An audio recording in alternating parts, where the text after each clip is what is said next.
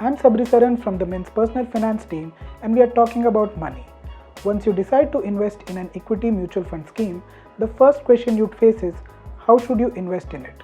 The two obvious routes that will be in front of you is to either take the systematic investment plan or the SIP route, or take the lump sum route.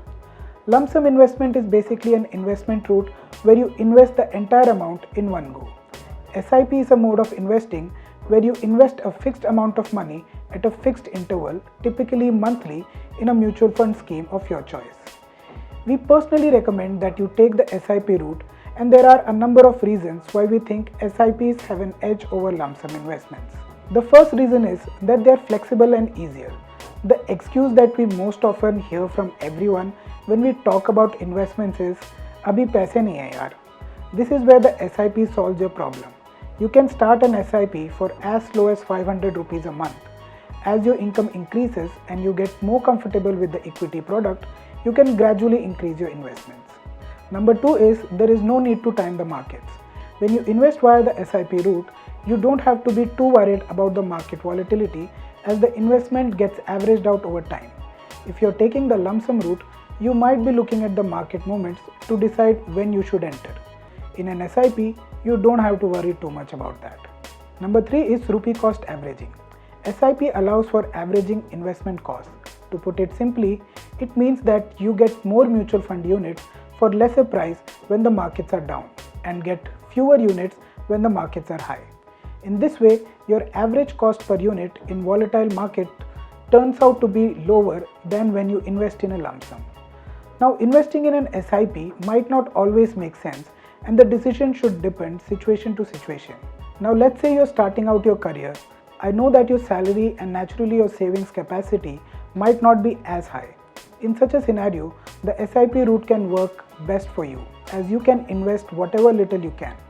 This will also make you more disciplined and will get you into the habit of investing very early in life. If you are a salaried individual, you get your salary every month in your account at a fixed date. This can easily ensure you can meet your SIP deductions every month without any hassle, as your income is fixed. If you are a non-salaried individual whose income is not stable and varies each month, making a fixed SIP commitment might be hard for you. In such a scenario, it's best to put money away as lump sum investment whenever you accumulate some money. Whether it's your bonuses or variable pay, a long pending payment from a client, ESOPs from your company, or some money that you inherited.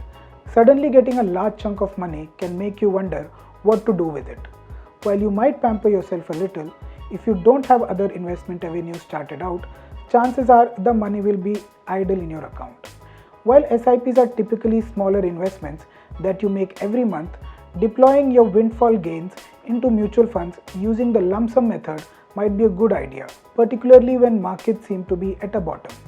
Systematic Transfer Plan, or STP, is a facility where you park a lump sum or accumulate periodic surplus money in a stable fund, such as a liquid fund or an ultra short fund, and then do an SIP into an equity fund to get the benefit of rupee cost averaging without leaving your money idle.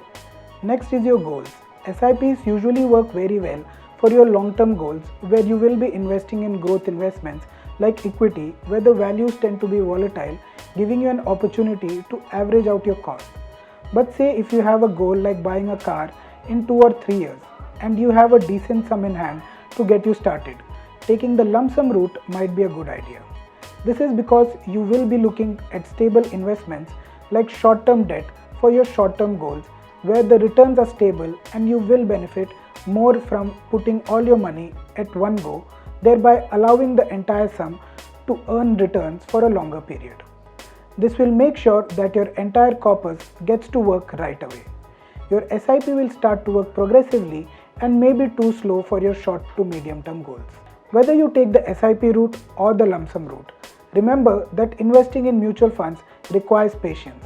Whatever route you choose, assess your mutual fund schemes very carefully and make sure you understand it very well. That's all from us on this episode of Why Not Mint Money. Happy investing.